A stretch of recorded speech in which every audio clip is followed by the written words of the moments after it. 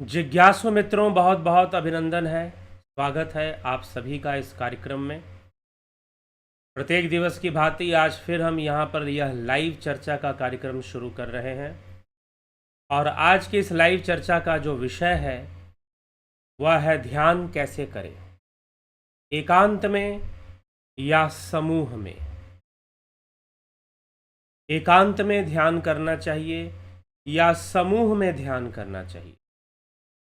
तो आज इस विषय पर हम चर्चा करेंगे कि मनुष्य को ध्यान योग का अभ्यास एकांत में करना चाहिए या समूह में करना चाहिए। तो यह विषय वैसे सुनने में तो यह बहुत मामूली सा विषय लग रहा होगा कि यही तो समझना है कि एकांत में करें या समूह में करें। लेकिन एकांत में करने का लाभ क्या है और समूह में करने का लाभ क्या है, और समूह में करने की हानि क्या है, और एकांत में अभ्यास करने की हानि क्या है। तो ये आज हम यह बात समझने का प्रयास करेंगे और यह विषय मुख्य रूप से साधकों के लिए है, जिन्होंने ध्यान योग का कोर्स कर लिया है। उन साधकों के लिए यह विषय है। तो आज का यह विषय बहुत ही महत्वपूर्ण और बहुत रहस्यमयी है। ना कि सुनने में जितना सरल लग रहा है उतना सरल है, बल्कि यह रहस्यमयी विषय है। अनेक रहस्य इस विषय के साथ जुड़े हुए हैं।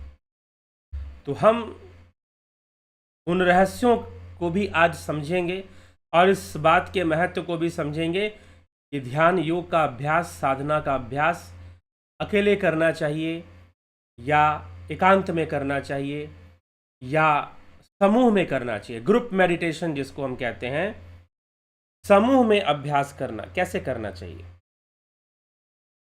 तो इसके फर्क को हम समझेंगे। देखिए, अब यहाँ पर कई तरह के लोग होंगे, कई तरह की साधनाएं वो करते होंगे, मंत्र योग भी करते होंगे, मंत्र साधना करते होंगे या अन्य दूसरे कई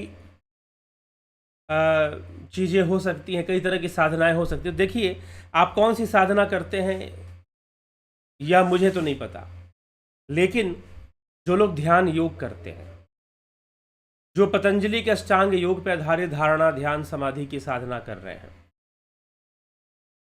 ठीक, जो नादानुसंधान में लगे हुए हैं, नाद योग में लगे हुए हैं, नाद योग के अभ्यास में लगे हुए हैं, जो ध्यान में, अतीन्द्रिय ध्यान के अभ्यास में लगे, ट्रांसेंडेंटल मेडिटेशन जिसे कहा जाता है, उसके ध्यान के अभ्यास में लगे हुए हैं। तो जो ऐसा अभ्यास में लगे हुए हैं, वैसे तो ध्यान देखिए स्वतः ही होने वाली क्रिया है। हम तो अभ्यास करते हैं, हम तो धारणा करते हैं, और आपको सिखाया भी जाता है तो धारणा ही सिखाई जाती है। लेकिन अगर सही धारणा हो, सही अभ्यास हो, तो ध्यान भी होने लग जाता है। तो ध्यान योग के लिए जो अभ्यास किए जाते हैं, उनमें उसकी जो साधना है, साधना मतलब अभ्यास, साधना मतलब प्रैक्टिस। तो साधना जो है वो कैसे करनी चाहिए, समूह में करना ज़्यादा अच्छा है या एकांत में करना ज़्यादा अच्छा है। देखिए, जब भी बात ध्यान की होती है तो निश्चय ही एक हम सामान्य रूप से सोचें कि ध्यान हमें लगाना है तो हमें शांति चाहिए। शांति चाहिए तो एक कॉमन सेंस हमारा कहेगा कि भाई एकांत में किया करो, अकेले बैठकर ध्यान किया करो। लेकिन समूह में करने का मतलब क्या है? समूह में करने का मतलब ये नहीं कि ऐसे ही कुछ लोगों का समूह, बल्कि समूह में सभी लोग जो ध्यान योगी हैं वो समूह में बैठकर भी ध्यान करें, ठीक है। और दूसरा कि एकांत में बैठकर करें। तो जो ध्यान योगी हैं उनके समूह की बात की जा रही है। समूह में सभी लोग ध्यान योग करने वाले हैं, ध्यान योग का अभ्यास करने वाले हैं, और वो सभी लोग एक साथ बैठकर एक जगह पर या एक समय में आजकल ऑनलाइन सिस्टम भी चल रहा है, तो लोग ऑनलाइन मेडिटेशन में, ऑनलाइन में भी ग्रुप मेडिटेशन हो जाता है, ग्रुप समूह साधना हो जाती है, ऑनलाइन में भी हो जाती है। तो यह ग्रुप ऑनलाइन हो या ऑफलाइन हो, पहले हमें इस सिद्धांत को समझना है कि समूह में जब हम ध्यान करते हैं उसकी आवश्यकता क्या है, समूह में ध्यान करने की, और उसका लाभ क्या है और उसकी हानि क्या है। सारी चीजें, तीनों ही चीजें हैं। उसी प्रकार से एकांत में ध्यान करने की आवश्यकता क्या है, लाभ भी है और हानि भी है। एकांत में ध्यान करने की हानि भी है। अब इसकी हानि कैसे है, लाभ कैसे है, यह इस बात पर भी निर्भर करता है कि साधक की अवस्था कैसी है। साधक जो साधना करने वाला है उसकी अवस्था कैसी है, वह इस बात पर भी निर्भर करता है। तो सबसे पहले हम समझें कि समूह में ध्यान करना, इसकी क्या आवश्यकता है। तो एक बात समझ लीजिए कि जब ध्यान योग से साधक जुड़ता है, जैसे कि ध्यान योग का ऑनलाइन कोर्स अभी 20 अक्टूबर से शुरू होने वाला है, आप इसे ज्वाइन कर सकते हैं। और जो पीछे जो ध्यान योग ज्वाइन कर चुके हैं, जिनका कोर्स कंप्लीट हो चुका है, वो लोग समूह में भी ध्यान उनको करवाया जाता है, ग्रुप मेडिटेशन भी करवाया जाता है, ऑनलाइन भी करवाया जाता है। तो ऑनलाइन ऑफलाइन का भी फर्क हम बताएंगे। तो अब जो है अंतर क्या है, फर्क क्या है समूह में ध्यान करना और एकांत में ध्यान करने का, डिफरेंस क्या है। तो सबसे पहले हम समूह पे आते हैं, इसकी आवश्यकता क्या पड़ती है। जब कोई ध्यान योग सीखता है और नया नया सीखता है, उसने ध्यान योग सीखा है, अभ्यास किया है, ध्यान योग का ज्ञान प्राप्त किया है, एक तरह से उसमें दीक्षित हुआ है, इनिशिएट हुआ है।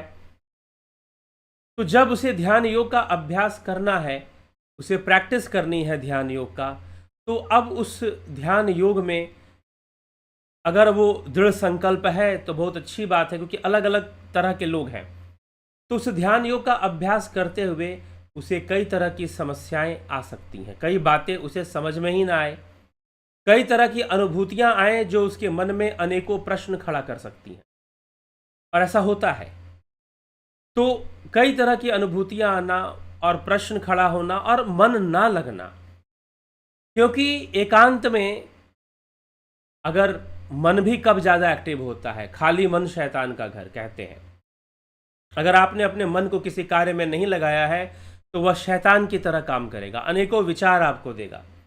तो जब आप एकांत में बैठते हैं, जब आप एकांत में साधना करने बैठते हैं, तो नवीन साधक जो हुआ करते हैं, जो नए साधक हुआ करते हैं, उनके साथ एक समस्या आती है कि वह बहुत जल्दी विचलित होते हैं साधना के मार्ग से, या उनका ध्यान नहीं लगता है, उनका मन कई गुना ज़्यादा नकारात्मक विचार या कई गुना ज़्यादा एक्टिव हो जाता है, अनेकों विचार आने शुरू हो जाते हैं और अनेकों तरह की परेशानियां भी उनको आती हैं। और एकांत में कई बार मन हम पर ज़्यादा हावी होकर हमें साधना के मार्ग से तोड़ भी देता है। मन कहता है कि छोड़ो, हो गया, बस 5 मिनट बैठ लिए, लेकिन 5 मिनट में क्या हो जाएगा, 5 मिनट में कौन सी आध्यात्मिक ऊर्जा आप एकत्र कर लेंगे।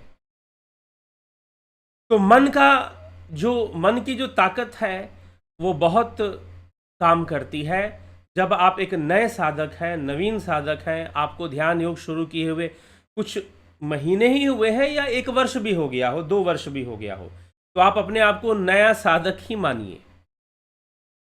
ठीक है, अगर 1-2 वर्ष भी हो रहा है तो बिल्कुल नए नहीं है, लेकिन नए साधक में, क्योंकि साधना का जो मार्ग है इसमें जो परिपक्वता आती है समय के साथ आती है, या तो लंबा समय लगेगा या फिर हमारे पिछले जन्मों की साधना संपत्ति है, तो फिर जल्दी हम आगे बढ़ जाते हैं साधना के मार्ग पर। तो एकांत में साधना करना बिल्कुल नवीन साधक के लिए खतरनाक है। मन उसके ऊपर अनेकों रूप से हावी हो जाता है। एक युवक ने पीछे कहा, उससे बात करते हुए उसने कहा कि मैं मेडिटेशन करता तो हूँ, लेकिन जब भी मैं ध्यान करता हूँ मेरे ऊपर अश्लील विचार हावी हो जाते हैं, मेरे ऊपर कई बार क्रोधमयी विचार हावी हो जाते हैं, कई बार ऑफिस में किसी से कहा सुनी हो गई तो उसके प्रति नकारात्मक विचार आने शुरू हो जाते हैं। और नहीं तो अश्लील विचार हावी हो जाते हैं मेरे मन के ऊपर जब भी ध्यान करने बैठता हूँ। शुरुआत में तो ऐसा नहीं होता था, लेकिन 2 महीने बाद यह समस्या शुरू हुई और अभी तक यह समस्या है कि ऐसे। तो फिर मैंने धीरे धीरे ध्यान करना ही छोड़ दिया। फिर मैंने धीरे धीरे ध्यान करना ही छोड़ दिया कि जब ऐसे ही विचार आने हैं तो ध्यान योग करने का क्या फायदा। तो कुछ लोग इस तरह से ध्यान योग का अभ्यास त्याग दिया करते हैं, ध्यान योग का अभ्यास छोड़ दिया करते हैं। क्यों? क्योंकि वो एकांत में ध्यान कर रहे थे। तो एकांत, बिल्कुल एकांत में ध्यान करना थोड़ा सा परिपक्व साधकों के लिए जरूरी है। और दूसरी बात कि नए साधक भी एकांत में ध्यान कर सकते हैं, लेकिन अगर वो पहला महत्व, जो फर्स्ट प्रायोरिटी है, जो प्राथमिकता है, वह समूह साधना को दें तो नवीन साधकों के लिए ज़्यादा अच्छा होगा। नए साधकों के लिए समूह साधना ज़्यादा महत्वपूर्ण होता है। तो समूह साधना पर ध्यान दें तो उनके लिए बहुत अच्छा होगा। जो नए साधक हैं, जिन्होंने अभी ध्यान योग शुरू किया है, उनकी बहुत अच्छी प्रैक्टिस हो जाएगी, बहुत अच्छा उनको उसका रिजल्ट मिलना शुरू हो जाएगा। तो प्रारंभ में सामूहिक साधना करनी चाहिए, समूह में बैठकर साधना करनी चाहिए। तो समूह में बैठना, किसी एक जगह पर हम सारे लोग बैठे, समूह में बैठे, तो कई बार जब ऑनलाइन कार्यक्रम चलता है तो ऑनलाइन में कोई कहीं से जुड़ता है, कहीं से जुड़ता है। अगर सामूहिक साधना रखी भी जाए तो सब एक जगह पहुंच नहीं पाते हैं। कोई किसी शहर से है, कोई किसी शहर से, कोई किसी देश से भी हो जाता है, कई बार किसी फॉरेन कंट्री में है, कोई एनआरआई है। तो इस तरह से कई लोग हैं, तो वो लोग भी सामूहिक साधना में वो आ जाएं, ये संभव नहीं। लेकिन आजकल ऑनलाइन माध्यम से भी ग्रुप मेडिटेशन होता है। यहाँ ध्यान योग के कोर्स में भी जो लोग ध्यान योग कोर्स कर लेते हैं, उनके लिए ऑनलाइन ग्रुप मेडिटेशन डेली रखने की कोशिश की जाती है और होता है, चल रहा है अभी भी सुबह सुबह। तो जो ध्यान योग का जो अभ्यास है समूह में अनिवार्य हो जाता है, खासकर नवीन साधकों के लिए तो बिल्कुल अनिवार्य हो जाता है। क्या पुराने साधकों के लिए नहीं अनिवार्य होता? जी, पुराने साधकों के लिए भी उतना जरूरी नहीं है, लेकिन अगर वो करें तो उसका लाभ उन्हें जरूर मिलेगा। अब समूह में साधना करने में क्या होता है, समूह में जब आप साधना करेंगे, ग्रुप में साधना करेंगे, तो फिर आपका मन, आप पाएंगे कि आपका मन उतना कार्य नहीं कर रहा। समूह में प्रत्येक व्यक्ति जब बैठता है तो सबकी ऊर्जा जागृत होती है, सबकी ऊर्जा जागृत होती है, सब साधना के कर रहे हैं, एक साथ कर रहे हैं। तो उसका प्रभाव, जो व्यक्ति थोड़ा कमजोर भी है, जिसका थोड़ा मन नहीं भी लगता है, तो उसका भी मन लगने लग जाता है, उसको भी सकारात्मक ऊर्जा का प्रभाव मिलना शुरू हो जाता है। अब क्या यह संभव ऑनलाइन सिस्टम में भी है? जी हाँ, ऑनलाइन सिस्टम में भी यह संभव है। ऑनलाइन सिस्टम में भी ये संभव है, क्योंकि यह जो साधना है और जो भावनाएं हैं वह सूक्ष्म हुआ करती हैं, स्थूल नहीं हुआ करती। जरूरी नहीं है किसी स्थूल देश काल में अगर इकट्ठे होंगे तभी उनकी एनर्जी मैच करेगी, नहीं। अगर वो ऑनलाइन में भी ग्रुप मेडिटेशन करते हैं और उनको कोई इंस्ट्रक्ट करने वाला है कि हमें ऐसे ऐसे इस प्रोसेस में ध्यान करना है, तो उस ग्रुप मेडिटेशन का, उस सामूहिक साधना का लाभ सभी लोग उठाते हैं। जिसका थोड़ा मन नहीं भी लग रहा है, उसका भी मन लगने लग जाता है। तो सामूहिक साधना, जो लोग ध्यान योग का कोर्स करते हैं, उनकी सामूहिक साधनाएं चलती रहती हैं और वो निःशुल्क चलती हैं। निःशुल्क कहने का मतलब उन लोगों के लिए है कि जो ध्यान योग का कोर्स कर चुके हैं। तो अब ये जो सामूहिक साधनाएं चलती हैं, ऑनलाइन चलती हैं, लेकिन आपको प्रत्येक क्षण इंस्ट्रक्शन मिलता रहता है, गाइडलाइंस मिलती रहती हैं कि हमें अगर मन विचलित हो तो हमें क्या करना है, मन में अश्लील विचार आए तो क्या करना है, ध्यान करते हुए निद्रा आने लगे तो क्या करना है, अगर निद्रा रानी आ जाए तो क्या करना चाहिए, हमें कौन सा स्टेप लेना चाहिए। तो सारे गाइडलाइंस मिलते हैं और अभ्यास कराया जाता है कि आप इस प्रकार से अभ्यास करिए तो आप गहरे ध्यान में उतर पाएंगे, ध्यान घटित होगा आपके भीतर।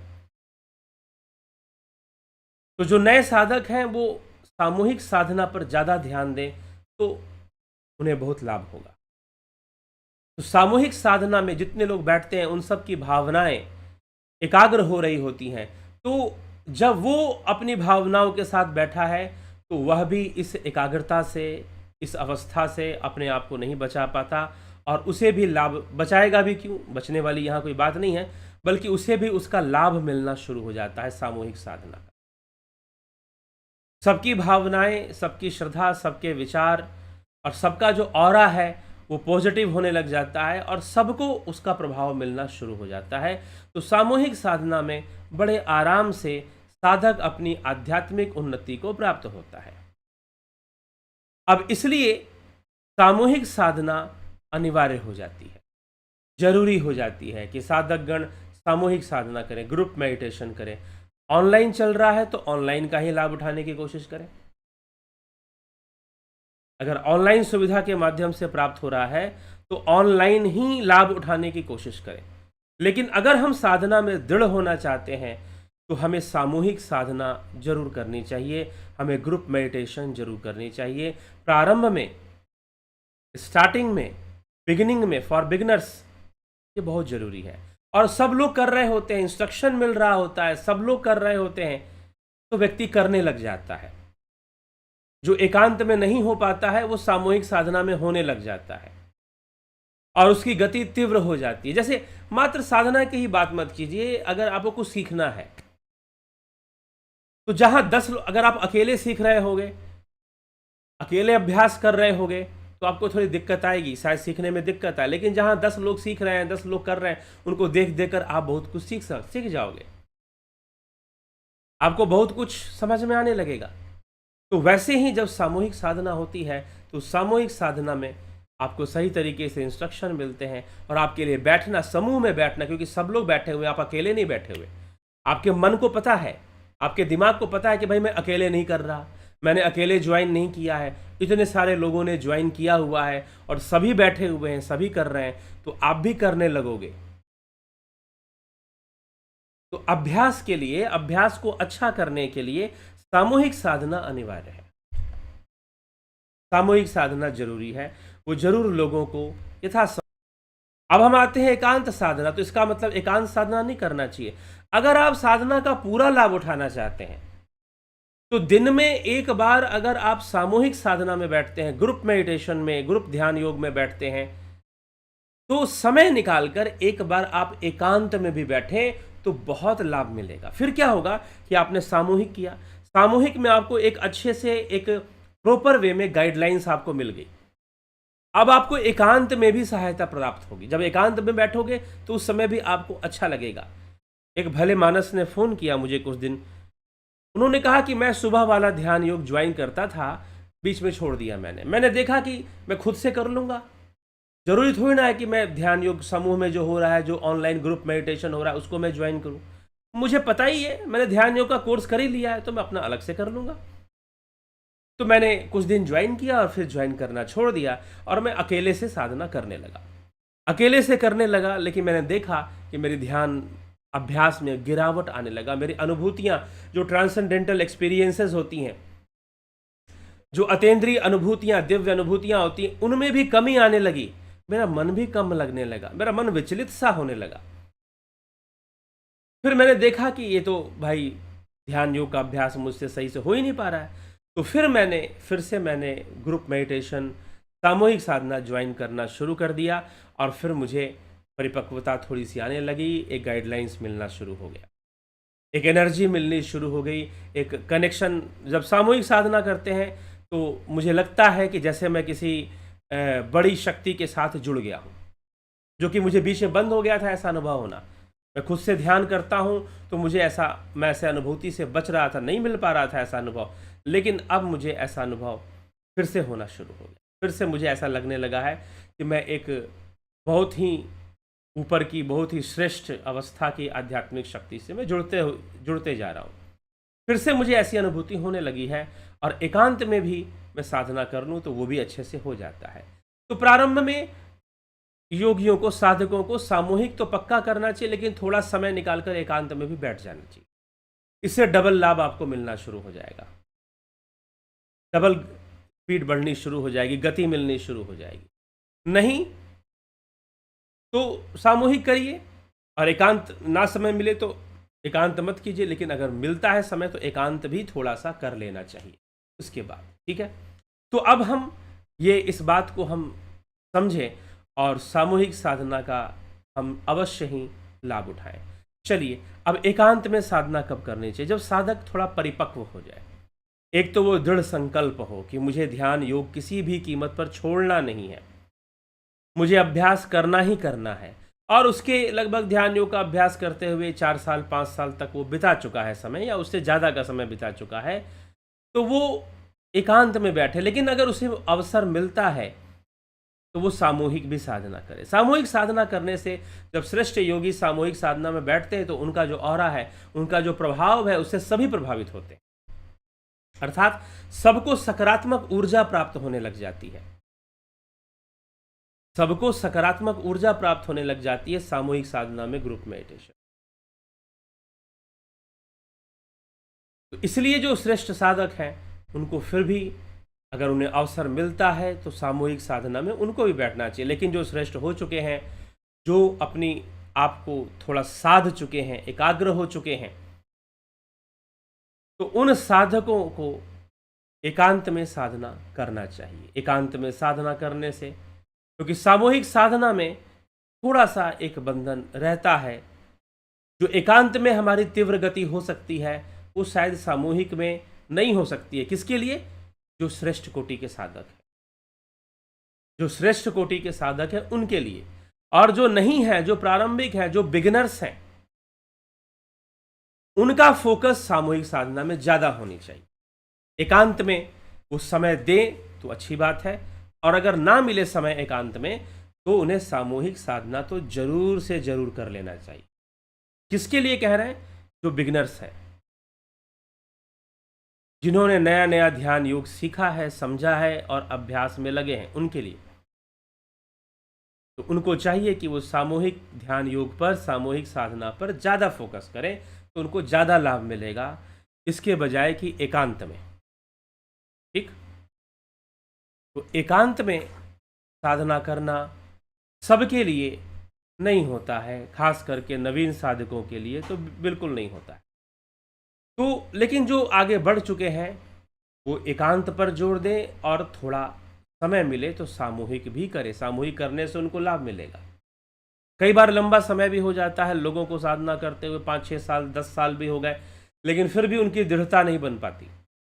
तो अगर दृढ़ता नहीं बन पाती तो फिर उन्हें सामूहिक साधना ज्वाइन करना चाहिए, सामूहिक साधना में जरूर जुड़ना चाहिए। सामूहिक साधना करने का एक बहुत बड़ा दूसरा लाभ होता है कि इससे समाज कल्याण भी होता है। क्यों? क्योंकि सारे लोग एक साथ बैठते हैं, एक साथ मंत्रणा करते हैं, एक साथ विचारणा करते हैं, और एक साथ वो साधना भी करते हैं। ठीक, एक साथ वो साधना भी करते हैं। तो जब एक साथ करते हैं तो उनकी एक वाइब्रेशन उठती है। उस एक साथ में, संगठन में, संगठन में शक्ति होती है। तो संघ में बैठे रहने के कारण उनसे एक वाइब्रेशन उत्पन्न होती है जो चारों तरफ के वातावरण को प्रभावित करती है और सभी दूसरे लोगों को भी प्रभावित करती है। इसीलिए हमारे वेदों के अंदर ऋग्वेद के संज्ञान सूक्त में, दशम मंडल के संज्ञान सूक्त में क्या कहा गया है? संग छद्वम संवदद्वम संवो मनानसी जानताम देवा भागम यथा पूर्वे संजनाना उपासते। समानो मंत्र समिति समानी समानम मनः स चित्तमेषाम समानम मंत्रमभि मंत्रेव समानेन वो हविषा जुहोमि।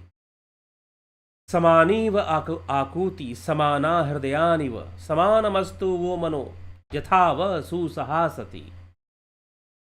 अर्थात जिस प्रकार से संग छद्वम संवदद्वम संवो मनानसी जानताम देवा भागम यथा पूर्वे, संग एक साथ चलते हैं, एक साथ बोलते हैं, एक साथ निवास करते हैं, उनका मन एक साथ कार्य करता है। संगो मनानसी जानताम देवा भागम, ऐसे देवता लोग जैसे अपना अपना भाग ग्रहण करते हैं, अपना अपना भाग वो ग्रहण करते हैं, वैसे मनुष्य को भी चाहिए, योगियों को भी चाहिए कि वह इसी प्रकार से अपना अपना भाग संतोषपूर्वक ग्रहण करें। एक प्रकार एक संगठन में चलें, एक संग चलें, एक साथ बोलें। समानो मंत्र समिति समानी, उनकी मंत्रणा समान हो, उनकी समिति समान हो। ये योगियों के लिए कहा गया है। समानो मंत्र समिति समानी, समानम मनः सह चित्तमेषाम, उनका मन उनका चित्त एक साथ सम की अवस्था में हो। समानम मनः सह चित्तमेषाम, समानम मंत्रमभि मंत्र एव समानेन वो हविषाज होमि, अर्थात उनका चित्त भी समान अवस्था में हो। और जब ध्यान योग करने के लिए एक समूह में जब बैठा जाता है तो सारे लोग एक अवस्था की ओर पहुंच जाते हैं। वो एक ही प्रयास में लगे रहते हैं, वो एक ही कार्य कर रहे होते हैं, वो एक ही मंत्रणा कर रहे होते हैं, वो एक ही विचारणा कर रहे होते हैं और एक ही तरह का अभ्यास भी कर रहे होते हैं। उनका मन एक साथ शांत होने लग जाता है, उनका चित्त बड़ी आसानी से एक दूसरे का सपोर्ट मिलता है, एक दूसरे का सपोर्ट मिलता है और बड़ी आसानी से उनका जो चित्त है वो शांत होने लग जाता है। तो सामूहिक साधना में बड़ी शक्ति होती है और सामूहिक साधना से एक वाइब्रेशन भी चारों तरफ फैलता है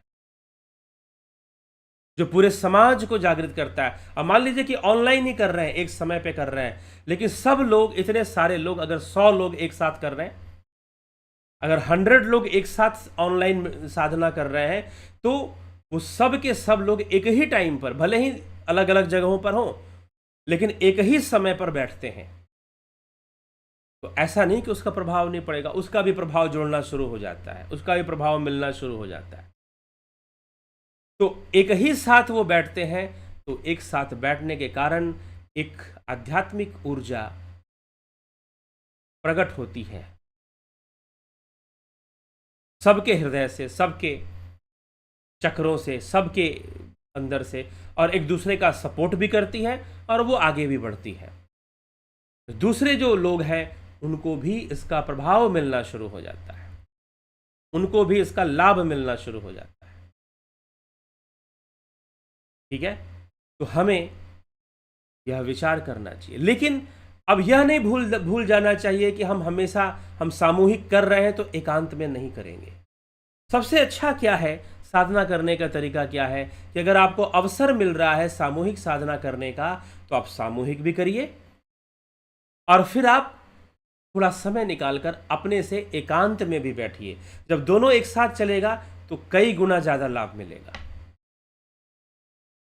जब दोनों थोड़ा दोनों होगा, सामूहिक भी बैठे, अवसर मिल रहा है सामूहिक का तो सामूहिक को नहीं छोड़ा और फिर थोड़ा सा एकांत में भी बैठ गए। इसलिए जो लोग सामूहिक साधना करते हैं मैं उनको कहता हूँ कि थोड़ा सा अकेले भी बैठा कीजिए, या कभी कभी उनको अकेले ही बैठने के लिए कहा जाता है, सामूहिक को कभी कभी कैंसिल किया जाता है ताकि अकेले का अभ्यास।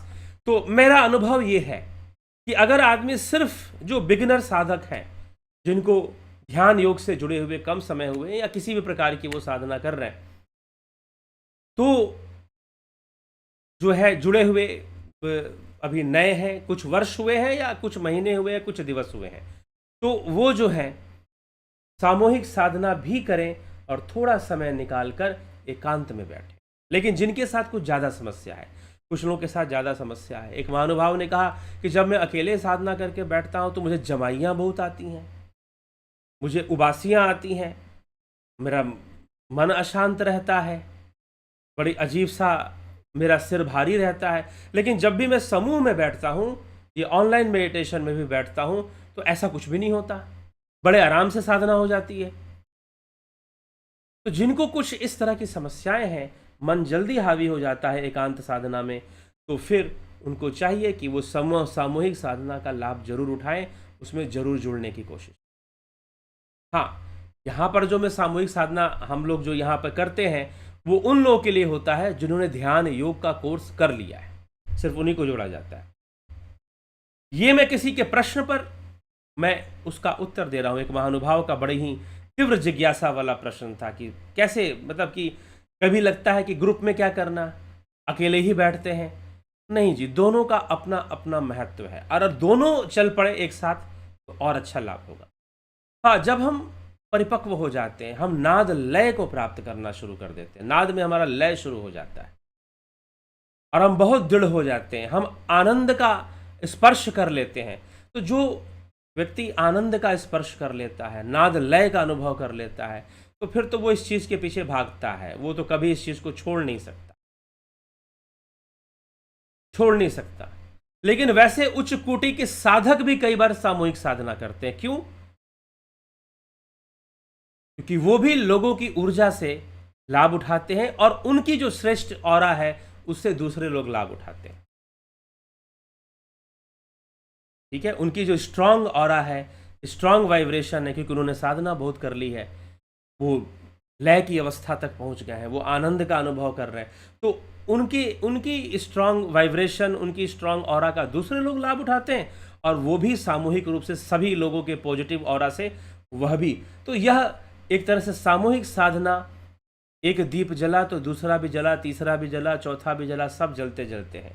और जब एक साथ जब जल जाते हैं तो उससे आपको इतनी रोशनी होती है कि वो तो इलेक्ट्रिक बल्ब में भी ना हो। अभी दीपावली का पर्व आने वाला है अगले महीने, तो वास्तव में हमें वास्तविक जो आध्यात्मिक दीपावली है वो तो घट में दीपक जलना है, घट में ज्योत जलना है। ज्योति शाम अपि तज्ज्योति तमसा परम उच्यते, ज्ञानम ज्ञेयम ज्ञान गम्यम हृदय सर्वस्व विष्टितम, भगवान श्री कृष्ण अर्जुन से कहते हैं। ज्ञानम ज्ञेयम ज्ञान गम्यम ज्योति शाम अपि तज्ज्योति तमसा परम उच्यते, जो ज्योतियों का परम ज्योति, तमस्से परे तमसा परम उच्यते, ज्ञानम ज्ञेयम ज्ञान गम्यम, जो ज्ञान से जाना जाता है, ज्ञान से गम्य है। ज्ञानम ज्ञेयम ज्ञान गम्यम हृदय सर्व, सबके हृदय में वास करता है, वो परम ज्योति प्रकट होती है। तो सबके भीतर सबकी चेतना एक साथ जागृत होनी शुरू हो जाती है, तो सबको एक दूसरे का सपोर्ट मिलता है। तो जो इस रहस्य को जानते हैं वो समय निकालकर सामूहिक साधना से कभी वंचित नहीं रहते। ठीक है, और वो एकांत में भी कर लाभ उठाते हैं। तो इसलिए अगर सही तरीके से हमें आध्यात्मिक उन्नति करनी है तो प्रॉपर तरीका यही है कि आप सामूहिक भी कीजिए, थोड़ा सा समय निकालकर आप एकांत में भी बैठिए, तो आपकी मजबूती बढ़ेगी, आपके अंदर दृढ़ता और बढ़नी शुरू हो जाएगी, आप और साधना के मार्ग पर दृढ़ होने लगेंगे। ठीक है, सामूहिक भी बैठिए और एकांत के लिए भी थोड़ा समय निकाल दीजिए, तो बहुत अच्छा रहेगा। ठीक है, तो इस प्रकार से हमें अभ्यास करते हुए आगे बढ़ना चाहिए, तो हमारा अभ्यास धीरे धीरे दृढ़ता को प्राप्त हो जाएगा, दृढ़ हो जाएगा। ठीक, तो यह जो विषय है हमें इसको अच्छे से समझ लेना चाहिए। अगर हम अच्छे से समझ लेते हो तो निश्चय ही हम गलती नहीं करेंगे। नहीं तो एकांत की साधना कई बार खतरनाक भी होती है, कई बार हमारी हानि, क्योंकि हम छोटी मोटी कई चीज़ें हैं, कई नेगेटिव एनर्जी है, कई तरीके से काम करती है, उनको हम समझते भी नहीं, उनको हम जानते भी नहीं हैं। कई बार विचार बहुत बुरी तरीके से हमारे ऊपर हावी हो जाते हैं। तो एकांत की साधना कई साधकों को नुकसान भी पहुंचा देती है। एकांत की साधना कई बार जो है हमें मुख्य मार्ग से भी तोड़ सकती है, मन हावी हो जाता है, कई तरह की चीज़ें हो सकती हैं। तो सामूहिक भी करना चाहिए और एकांत में भी समय निकाल कर। लेकिन जिनको ज़्यादा मन परेशान है, जिनका मन ज़्यादा अनियंत्रित है और साधना करते समय ही उनको बहुत सारे अश्लील विचार, बहुत तरह के पुराने विचार और बहुत तरह के विचार हावी होते हैं, उनको तो कम से कम कुछ महीनों तक तो सिर्फ समूह में ही बैठना चाहिए, सामूहिक ही बैठना चाहिए। ये ऑनलाइन का तो ये फ़ायदा है कि ऑनलाइन के लिए हम कहीं से भी कर सकते हैं ज्वाइन, नहीं तो किसी स्थान पे करने से तो कई बार वहाँ पहुँचने में अधिक समय लगता है या फिर दिक्कत थोड़ी सी आती। तो हम सब यह विचार करें, इसलिए सामूहिक साधना को आप साधारण मत समझिए, अद्भुत होता है यह और अद्भुत लाभ इसका मिलना शुरू हो जाता है। ठीक है, तो साधकों के लिए आज का यह विषय हमने रखा और आप निश्चय ही इसका विचार करेंगे। जब आप परिपक्व हो जाएंगे, परिपक्व साधक हो जाते हैं और अच्छे से आप नकारात्मक ऊर्जा सकारात्मक ऊर्जा के फ्लो को अच्छे से समझते हैं, विचारों में खोने से अपने आप को कैसे बचाना है, निद्रा आने से अपने आप को कैसे बचाना है, सारी टेक्निक आप समझ गए हैं, अभ्यास अच्छा हो गया है। टेक्निक जानने से नहीं हो जाता, उसकी प्रैक्टिस भी अच्छी होनी चाहिए। स्किल्स जानकर क्या करोगे अगर अभ्यास नहीं है? किसी को समझा दिया जाए तैराकी का ये स्किल्स होता है, बटरफ्लाई कैसे करते हैं, फ्री स्टाइल कैसे करते हैं, ठीक है, किसी को समझा दिया जाए, स्किल बता दिया जाए, तो क्या वो तैर जाएगा? नहीं, उसको प्रैक्टिस करनी पड़ेगी, अभ्यास करना पड़ेगा। तो टेक्निक बताने मात्र से नहीं हो जाता, विचारों को कैसे रोकना है ये टेक्निक तो बताया जाता है, आपको प्रैक्टिस करनी पड़ेगी। और समूह में प्रैक्टिस करेंगे तो कई गुना अधिक लाभ मिलता है, कई गुना अधिक लाभ मिलना शुरू हो जाता है। तो हमें यह सब बड़ा ही गंभीरता से विचारना है, विचार करना है और इसके महत्व को समझना है। और संघ में, संगठन में एक शक्ति होती ही होती है, इसमें कोई शक नहीं।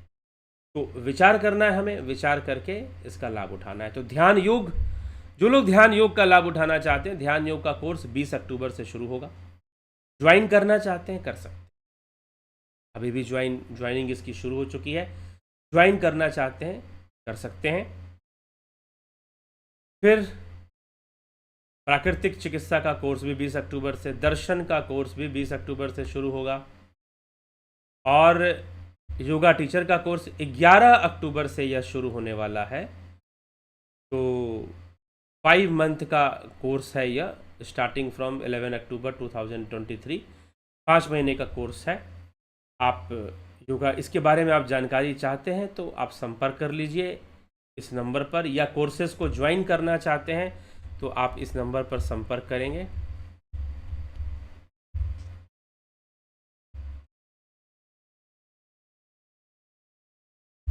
इस नंबर पर आप व्हाट्सएप मैसेज कर सारा डिटेल ले लीजिए, ठीक। ये कोर्स हम कैसे कर सकते हैं? योगा टीचर का जो कोर्स है यह प्रोफेशनल कोर्स है, प्रोफेशनल योग शिक्षक बनने का यह कोर्स है। कई लोग कह रहे हैं कि भाई हमको थोड़ा सा फीस ज़्यादा लग रहा है, तो क्या आपकी आर्थिक स्थिति है, क्या है, आप बात कीजिए पहले, तो आपको गाइडलाइंस दिया जाएगा कि आप फ़ी कैसे जमा कर सकते हैं। फ़ी आप इंस्टॉलमेंट में भी जमा कर सकते हैं, अलग अलग EMI में भी जमा कर सकते हैं। तो इस तरह से आप इसका लाभ उठा सकते हैं। तो योगा शिक्षक का कोर्स, क्या योगा शिक्षक का कोर्स जो बाहर रह रहे हैं, जो NRI हैं या बाहर रह रहे हैं, क्या वो भी कर सकते हैं? जी हाँ, वो भी कर सकते हैं। अगर आप इंग्लैंड में रहते हैं, अगर आप जर्मनी में रहते हैं, अगर आप USA में रहते हैं, अगर आप फ्रांस में रहते हैं, कनाडा में रहते हैं, तो अगर आप ऑस्ट्रेलिया कहीं भी रहते हैं और यह योगा टीचर कोर्स करना चाहते हैं, योग शिक्षक का कोर्स करना चाहते हैं, तो ये सर्टिफिकेशन कोर्स है, ध्यान रखिएगा। यह सिलेबस बेस्ड कोर्स है और इसमें समय लगता है, 5 महीने का समय इसमें लिया जाएगा आपको पढ़ाने और अभ्यास कराने में, ताकि आप एग्ज़ाम के लिए, इसमें एग्ज़ाम्स होते हैं, अपीयर होना चाहते। कुछ लोगों ने कहा कि मैं एग्ज़ाम नहीं देना चाहता लेकिन कोर्स के माध्यम से ज्ञान प्राप्त करना चाहता हूँ, जानकारी चाहता हूँ, तो क्या मैं कर सकता हूँ? तो भी कर सकते हैं, हमारी तरफ से कोई दिक्कत नहीं करवानी। अगर आपको एग्ज़ाम नहीं देना है फिर भी आप यह कोर्स करना चाहते हैं योग शिक्षक का, ठीक, तो आप कर सकते हैं। लेकिन यह, इसका जो सिलेबस है वो एग्ज़ाम के लिए है, एग्ज़ाम की ही तैयारी हम इसमें करवाते हैं। तो वो एग्ज़ाम करने के बाद आप एक सरकार के द्वारा मनोनीत, प्रमाणित, ठीक है, आप जो है एक शिक्षक बन जाते हैं, योग शिक्षक बन जाते हैं, ठीक है। फिर योग के क्षेत्र में आप कार्य कर सकते हैं, आपके लिए कार्य करना आसान हो जाएगा, आपको कई आइडियाज़ मिल जाएंगे, कई तरह की बातों की जानकारी हो जाएगी, तो ये इसका लाभ मिलना शुरू हो जाता है। तो योग शिक्षक कोर्स करना चाहते हैं तो कर सकते हैं। तो इस तरह से हम समझें, और कुछ अपने जीवन संबंधी काउंसलिंग चाहते हैं, कंसल्टेशन चाहते हैं, एस्ट्रो कंसल्टेशन चाहते हैं, तो आप उसके लिए भी कांटेक्ट कर सकते हैं, ठीक है। तो यह सब ध्यान योग का कोर्स, विशेष रूप से जो हमारी चर्चा थी आज की, कि ध्यान एकांत में करें या समूह में करें, वो जो कोर्स है ध्यान योग का 20 अक्टूबर से शुरू होगा।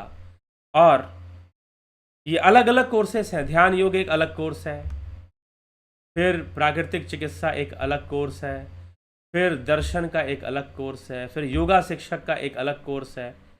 तो ये डिफरेंस आप लोग ज़रूर समझ लें, ना समझ में आए तो इसको समझने के लिए भी मैसेज कर सकते हैं। तो चलिए, तो ये कोर्सेज हैं जिनका आप लाभ उठाकर अपनी आध्यात्मिक उन्नति कर सकते हैं और सांसारिक उन्नति भी कर सकते हैं। सांसारिक उन्नति भी है इससे, हमारा सांसारिक जीवन भी बहुत बेहतर बनता है अगर हम डेली ध्यान योग का अभ्यास करते हैं। ठीक है, हमारा सांसारिक जीवन बहुत ही बेहतर बनता है अगर हम डेली ध्यान योग का अभ्यास करें। तो हमें इस क्षेत्र में थोड़ा विचार करना चाहिए और इसका लाभ उठाना चाहिए। कोर्सेस के बारे में जानकारी प्राप्त कर कर आप इसका लाभ जरूर उठाएं। चलिए फिर आपके कमेंट्स देखते हैं। राजू पाल जी, योगेश खैरनर जी, नवज्योतिनाथ जी, मनोज साईं जी, शिखर शर्मा जी, ईशा जी, बिमला शाह जी, गोविंद प्रसाद नीमा, अवधेश कुमार, धन्यवाद भारत, रामविलास जी, विष्णुचंद्र मौर्य, गुमाना राम चौहान, सोनी पंडित जी, जे जायसवाल, जितेंद्र साहू, प्रेम सागर यादव, संतोष गुप्ता, व्यास सिंह, गंभीर शाह, माधुरी कोल्हे जी, योगेंद्र पंडित जी, श्वेता राय सिन्हा जी, घनश्याम सरोदे, विनोद के सूद, कमलेश खैरनर, किशोर वैद्य, अमन कक्कर, श्वेता कन्हई कुमार जी, हिम सुनार जी, पोस्ट प्रकाश शर्मा जी, अजीत अपराजित जी, कन्हई कुमार, दयानंद जी, मोहित महाजन जी, प्रभु दत्त शर्मा जी, प्रणाम गुरु जी। सही मार्ग दर्शन कराने के लिए बहुत बहुत धन्यवाद, आपका भी बहुत अभिनंदन। नरसाराम जी, केमिस्ट्री अल्ट्रा, बहुत अभिनंदन है आपका। हीरालाल यादव जी, ब्रह्म कुमार जी, गुरु जी, आत्मा का दर्शन ही परमात्मा का दर्शन है। जी हाँ, आत्मज्ञान होने से ही परमात्म ज्ञान होता है। जो स्वयं को नहीं जानता वो स्वयंभू को भी नहीं जान पाता। ठीक है, अगर स्वयंभू को जानना है, तो स्वयं की यात्रा करनी चाहिए। ठीक है, और ध्यान योग का मार्ग वही है, साधना का मार्ग वही है, स्वरूप का मार्ग, स्वरूप उपलब्धि का मार्ग, स्वरूप साक्षात्कार का मार्ग। एके त्यागी जी, रतन सिंह जी, बिमला शाह जी, कितनी योग्यता चाहिए योग शिक्षक के लिए? कोई योग्यता इसके लिए मान्य नहीं है कि ये योग्यता चाहिए या वो योग्यता चाहिए। हम आपको बता देते हैं इस विषय में। अच्छा प्रश्न है कि योग्यता मतलब आप कितने पढ़े लिखे हो। भारत सरकार की तरफ से इसमें कोई एलिजिबिलिटी क्राइटेरिया नहीं है। आप अगर नहीं भी पढ़े लिखे हो या आप 10वीं पास भी नहीं हो, बोर्ड भी आपने पास नहीं किया है, आपकी पढ़ाई मात्र प्राइमरी तक रह गई है या फिर बिल्कुल भी नहीं है, तो भी आप यह पढ़ाई कर सकते हैं। लेकिन जब बिल्कुल पढ़ाई नहीं होगी तो आप कैसे पढ़ोगे शास्त्र? जो इसमें ग्रंथ हैं या इसमें बायोलॉजी भी थोड़ी पढ़नी पड़ती है, शरीर विज्ञान को भी थोड़ा समझना पड़ता है, तो आप वो सारे सब्जेक्ट कैसे कवर करोगे अगर बिल्कुल पढ़ाई नहीं होगी तो? ठीक है, तो थोड़ा बहुत तो पढ़ा लिखा होना जरूरी है। ठीक है, कम से कम आप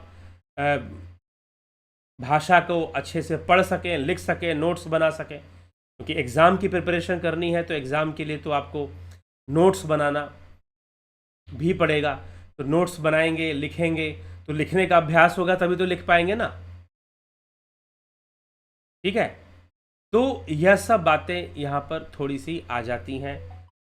तो ऐसा नहीं कि ये कठिन है, ऐसा नहीं कि ये परीक्षा की तैयारी, कोई आईएएस की तैयारी में लग गए, कोई आईआईटी का एग्ज़ाम क्रैक करना है, ऐसा कोई एग्ज़ाम नहीं होता है। ठीक है, अगर आप थोड़ा सा पढ़ जाओगे, सिलेबस में जो बातें बताई गई हैं उनको पढ़ लोगे, तो आपके लिए एग्ज़ाम पास करना आसान हो जाता है, कोई मुश्किल नहीं होता। ठीक है, तो यह आपको समझना है, इस बात को आपको समझना चाहिए और समझकर आपको आगे बढ़ना चाहिए। तो इसके लिए कोई एलिजिबिलिटी गवर्नमेंट ने नहीं रखी है, लेकिन फिर भी अगर आपने एक शिक्षा ग्रहण की है, 10th तक 12th तक भी की है, तो आपको थोड़ा आसान तो होगा पढ़ने में, आपको पढ़ने में आसान होगा, सरल होगा, आप आसानी से सारी चीज़ें पढ़ते जाओगे। नहीं है, बिल्कुल आप अशिक्षित अवस्था में हैं, तो फिर तो दिक्कत आएगी, फिर कैसे पढ़ेंगे, कैसे लिखेंगे? ये चीज़ है, बस इतनी सी बात है। तो कोई एलिजिबिलिटी क्राइटेरिया सरकार की तरफ से यहाँ पर नहीं दी जाती है। वैसे भी योगा सर्टिफिकेशन बोर्ड, आयुष मंत्रालय, भारत सरकार, उसकी तरफ से कोई एलिजिबिलिटी नहीं दी गई है कि आप इतने पढ़े लिखे हैं या इतने क्वालिफिकेशन होनी चाहिए, नहीं है, ऐसा कुछ भी नहीं है। कोई भी एग्ज़ाम में अपेयर हो सकता है, कोई भी इस कोर्स को कर सकता है, ठीक है। क्वालिफिकेशन का झंझट नहीं है, लेकिन फिर भी अगर आप सामान्य स्तर तक भी पढ़े लिखे हैं तो आप कर लेंगे कोर्स, कोई दिक्कत नहीं, ठीक है। तो योग्यता, ऐसा कोई योग्यता या एलिजिबिलिटी नहीं है, ठीक। अशोक माली जी, परीक्षा या वन लाइन है या परीक्षा दोनों होता है, ऑनलाइन ऑफलाइन दोनों होता है। तो जो लोग बाहर से हैं वो लोग ऑनलाइन परीक्षा आराम से दे सकते हैं।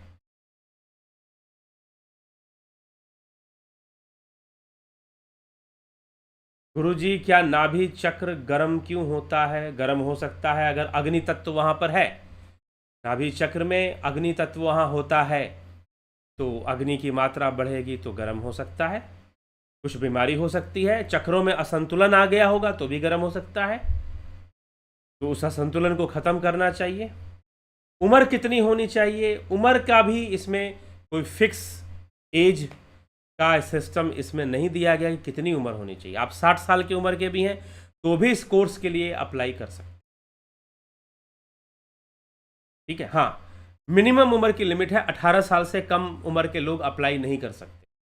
जिनकी उम्र 18 साल से कम है वो इस योग शिक्षक के लिए अप्लाई नहीं कर सकते, और जिनकी उम्र 18 से ऊपर है वो 50, 55, 60 तक भी जा चुके हैं और उनका योग अच्छे से योगासन वगैरह जानते हैं, करते हैं, तो वो ज्वाइन कर सकते हैं, वो इस सर्टिफिकेट कोर्स को कर सकते हैं, कोई दिक्कत नहीं।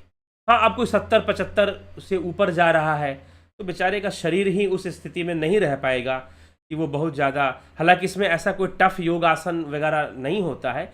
यहाँ पर योग सिद्धांत को समझने पर ज़्यादा जोर दिया जाता है। आप बहुत सारा आसन करके दिखा देंगे, इससे कोई आप योगी नहीं बन जाएंगे। तो यह जो योग शिक्षक का कोर्स है, इसमें शास्त्रों का ज्ञान और योग सिद्धांत को समझना कि कैसे भी हम योग नहीं कर सकते। योग करने का भी अपना एक नियम होता है, थेरेपी होता है, उस नियम को समझना जरूरी है। वही योग शिक्षक बन सकता है। कोई बहुत कठिन कठिन आसन कर लेने से कोई योग शिक्षक नहीं बन जाता, ठीक है। योग की बारीकियों को जो समझ पाता है, तो इसमें बारीकियां समझाई जाती हैं इस कोर्स के अंदर कि आसन करना है तो किन बातों का ध्यान रखना, षटकर्म करना है तो किन बातों का ध्यान रखना, प्राणायाम करना है तो किन बातों का ध्यान रखना है, मुद्रा करना है, मुद्राओं का अभ्यास करना है तो किन बातों का ध्यान रखना है, तो एक शिक्षक को पता होना चाहिए, ठीक है। तो इसमें शिक्षण प्रणाली पर ध्यान दिया जाता है। तो उम्र का भी कोई सीमा ऐसे नहीं दिया गया है। अगर उम्र आपकी 60 वर्ष तक भी है और आप ठीक ठाक हैं, आप महसूस कर रहे हैं कि हाँ मैं ये कोर्स करना चाहता हूँ या करना चाहती हूँ, तो आप ज़रूर संपर्क मुझे कीजिए, बताइए और ज्वाइन कीजिए, ठीक है। तो उम्र का भी कोई बंधन सरकार यहाँ पर, गवर्नमेंट यहाँ पर नहीं देती है। ये जो बोर्ड है, योगा सर्टिफिकेशन बोर्ड, उम्र का बंधन नहीं दे रहा है इस कोर्स के लिए, ठीक है। तो अमिता पंडा जी, अभिनंदन है आपका। शिव शक्ति, गरम कैसे खत्म होगा? ध्यान योग करिए। ये जो 20 अक्टूबर से ध्यान योग का कोर्स शुरू होने वाला है, करिए, तब पता चलेगा कि फ्री में कुछ भी करना और दक्षिणा देकर सही तरीके से गंभीरता पूर्वक किसी विषय को करने में क्या अंतर होता है। डिफरेंस पता चलेगा, अंतर पता चले। कुछ लोग कहते हैं कि भाई नहीं आप ये 2000, लेकिन जो लोग कर लेते हैं, जो लोग कर लेते हैं वो ये कहते हैं कि यह तो इस जो आपने हमें दिया है, इतना बढ़िया कोर्स हमें मिला है, ये तो कुछ भी नहीं है, उसके सामने यह शुल्क कुछ भी नहीं है। जो लोग कर लेते हैं उनका ये अनुभव है। कुछ दिनों बाद हम ऐसे लोगों का अनुभव का भी एक वीडियो लाने की कोशिश करेंगे, ठीक है। तो यह हमें विशेष रूप से समझना है कि हम जो है नियम से, सिद्धांत पूर्वक, शास्त्र सम्मत तरीके से हम कोई अभ्यास सीखें, क्योंकि हमारे देश में बहुत तरह की संस्थाएं हैं, बहुत तरह के गुरु हैं, उनका अपना अपना प्रचलन है। वैज्ञानिक ढंग से उन्होंने ध्यान की पद्धति पर, योग पर अनुसंधान नहीं किया है, योग शास्त्रों का गहन अध्ययन नहीं किया है, और कुछ ना कुछ बताना शुरू हो गए। कोई त्राटक क्रिया बताया जा रहा है, कह रहा है कि हम जो देते हैं वो कोई देता ही नहीं है। एक महानुभाव मिले, बोले कि ये बिंदु पर ऐसे चित्र बना है, उस पर ध्यान लगाइए, और फिर अपने आंखें बंद करेंगे, अंदर में भी दिखाई देगा। अरे ये कौन सी बड़ी बात है? ये क्या बहुत श्रेष्ठ कोटि का ध्यान हो गया क्या? ठीक है, और वो बोलेंगे कि भाई ये तो इससे बड़ा कुछ होता ही नहीं है फिर, और आप करने लग जाओगे। ध्यान का भी अपनी एक प्रक्रिया है, उसका भी अपना एक विज्ञान काम करता है। आप सोचोगे कि हम अगर जबरदस्ती कई चीजें करोगे तो कई तरह की समस्याएं आएंगी, चक्रों में असंतुलन आ जाएगा। तो अगर आप चाहते हैं कि चक्रों का संतुलन बन जाए, और चक्रों का संतुलन बनना जरूरी है, और ध्यान योग में ऐसी क्रियाएं करवाई जाती हैं, ऐसे अभ्यास करवाए जाते हैं जिससे कि चक्रों का संतुलन बनने लगे। तो नाभि चक्र जो है, मणिपुर चक्र जो है, वो गर्म ना हो या कुछ ऐसी समस्या है तो आपको ध्यान योग का कोर्स करना चाहिए। क्या मंत्र के आधार पर ध्यान होगा? अतीन्द्रिय ध्यान मंत्र के आधार पर नहीं होगा। हाँ, जो योगी है, जो पहले ही अपने ध्यान को ऊपर उठा चुका है, आगे बढ़ चुका है, वो मंत्र से लाभ उठा सकता है। लेकिन जो नवीन साधक है, जो मंत्र से शुरू कर रहा है, तो मंत्र से मंत्र योग होगा। इसलिए मंत्र को हमेशा लय योग से अलग रखा गया है। आप शास्त्र पढ़िए, शिव संहिता पढ़ लीजिए, हठ योग के ग्रंथ पढ़ लीजिए, हठ रत्नावली पढ़ लीजिए, मंत्र योग, लय योग, ये अलग अलग योग है। जैसे त्राटक क्रिया, कुछ संस्थाओं में त्राटक क्रिया ही एक तरह से करवाया जाता है कि गुरु जी की फोटो का ध्यान करो, कोई बिंदु ऐसे गोल बना देंगे, बीच में बिंदु होगा, उस बिंदु का ध्यान करो। तो ये त्राटक क्रिया है, और त्राटक क्रिया हठ योग में आता है, राजयोग का अंग ही नहीं है वो। त्राटक क्रिया षटकर्म में आता है, त्राटक क्रिया षटकर्म के अंतर्गत आता है, या कोई अतीन्द्रिय साधना नहीं है।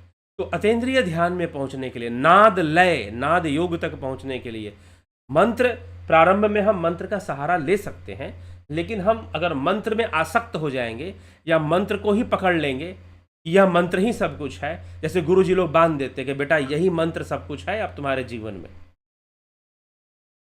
तो वहां पर एक बंधन लेकर हम बैठ जाते हैं और आगे बढ़ना हमारे लिए मुश्किल हो। तो प्रारंभिक साधकों के लिए मंत्र ठीक है, मंत्र करें, कोई दिक्कत नहीं। ध्यान योग के कोर्स में भी हम मंत्र योग के बारे में बताते हैं। जो ध्यान योग का कोर्स है, इसमें भी मंत्र योग के बारे में बताया जाता है, लेकिन मंत्र से भी ऊपर उठकर बातें बताई जाती हैं। ठीक, यह हमें समझना चाहिए। मंत्र के आधार पर मंत्र का ध्यान होगा, धारणा होगी, ध्यान नहीं हो पाएगा मंत्र के आधार पर। और हम कहें कि मंत्र ध्यान एक, देखिए ध्यान वास्तव में स्वतः होने वाली क्रिया है। हम तो एक बताया जाता है कि ऐसे ऐसे ऐसे ऐसे हम करेंगे तो हम ध्यान में जाना शुरू कर देंगे, ध्यान घटित होना शुरू हो जाएगा। उसमें मंत्र भी एक साधन है बस, लेकिन मंत्र से ध्यान हो जाएगा ऐसा पूरी तरह से नहीं है, इसको समझना पड़ेगा। तो ध्यान योग कोर्स करने से बात समझ में आ जाएगी